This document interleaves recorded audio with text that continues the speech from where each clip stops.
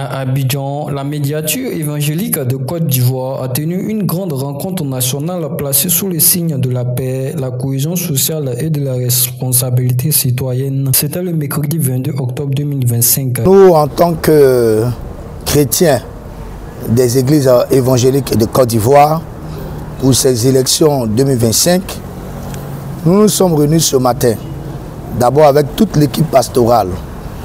afin de les féliciter pour ces différentes équipes qui avaient été envoyées sur le terrain à l'effet de sensibiliser nos fidèles pour maintenir les questions de cohésion, de paix, afin que les Ivoiriens puissent comprendre le sens de ces élections. Mais mieux, ce matin, nous voulons une fois de plus encore réaffirmer notre soutien total au président Alassane Ouattara comme étant le candidat des églises évangéliques de Côte d'Ivoire pour ces élections d'octobre 2025. Objectif annoncé, mobiliser 1 million de voix évangéliques pour le candidat du RHDP à travers une vaste campagne de sensibilisation dans toutes les églises du territoire. Nous sommes motivés, sensibilisés à mettre à sa disposition 1 million de voix des chrétiens évangéliques à l'effet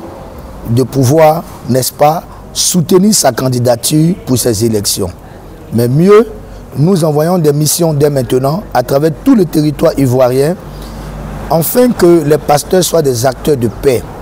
des acteurs, n'est-ce pas, de cohésion, parce que nous ne pouvons pas permettre que le beau pays que nous a laissé notre président fondateur Félix Houphouët-Boigny soit détruit et que l'église évangélique soit une base arrière pour la déstabilisation de la Côte d'Ivoire. Nous appelons donc tous nos fidèles le samedi 25 octobre à aller voter, à aller massivement voter, mais nos missions seront sur le terrain afin de pouvoir encourager nos fidèles à être des acteurs de paix, à contribuer pour la paix. Ce qu'il faudra retenir, c'est que les évangéliques de Côte d'Ivoire mettent 1 million de votants à la disposition de notre candidat, de notre choix, qui est son Excellence Alassane Ouattara, et je vous remercie. Elle a lancé un appel solennel à la prière et à la vigilance spirituelle pour que la Côte d'Ivoire demeure unie, stable et bénie par Dieu.